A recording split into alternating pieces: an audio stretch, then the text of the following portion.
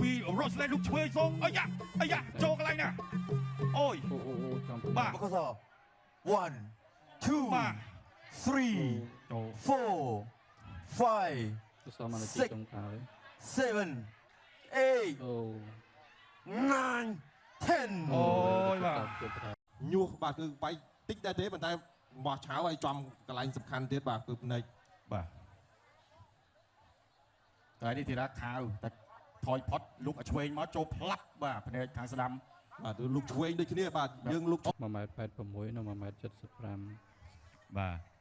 អូខេបាទប៊ូស្រងនៅជាតិទេបាទជាតិនេះឆ្ងាញ់ទេបាទ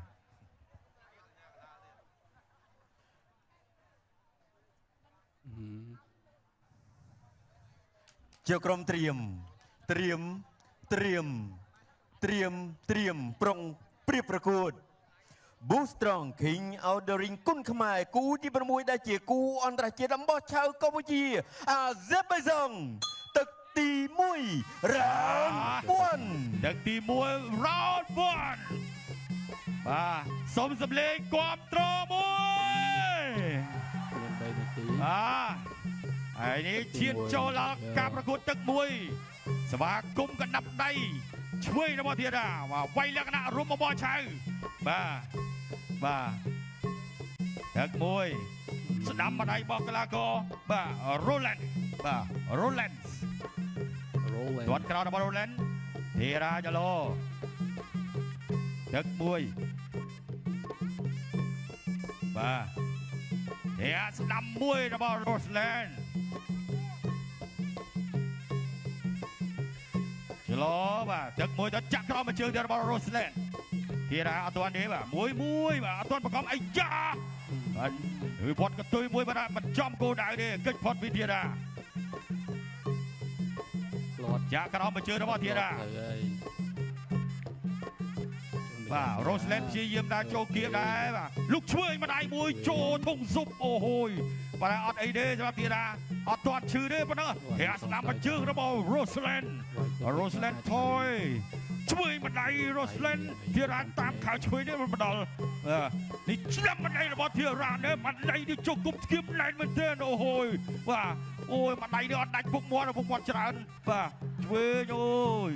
បាទស្ដាំទាត់ឆ្វេងមួយជើងជូតសមុទ្ររបស់ Roland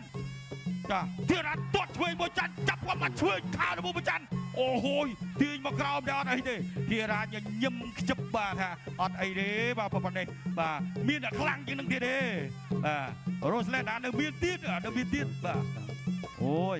ទឹកទី1នៅវិនាទីចុងក្រោយឆ្វេងម្ដាយបាទលោកពី Roland លោកឆ្វេងសងអាយ៉ាចូលកន្លែងណាអូយបាទមកស 1 2 បាទ3 ចូល 4 5 6 7 8 9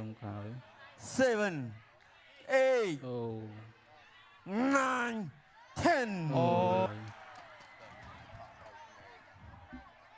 ចូលបាទចាំមើលរូបភាព highlight សោកស្ដាយមែនទេបងប្អូន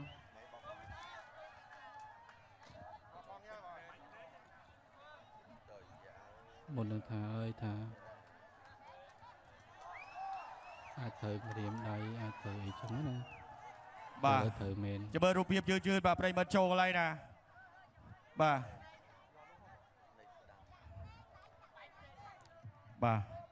លឿនមែនត្រែនបាទត្រឹមតែដើមទឹកចាំមើលបាទកន្លែងនេះលោកឆ្វេងបាទកន្លែងទៅតាមខោឆ្វេងឆ្វេងមួយចូលបាទចូលភ្នែកបាទនេះតាមខោវេនេះសងឆ្វេងមួយមកបាទចូលភ្នែកខាងស្ដាំបាទមើលកន្លែងនេះម្ដងទៀតនេះមកដៃបាទចូលភ្នែកខាងស្ដាំមែនប្រិមិត្តនេះពេញបាទចំភ្នែកនេះបាទអូយបាទនេះច្បាស់តែម្ដងប្រិមិត្ត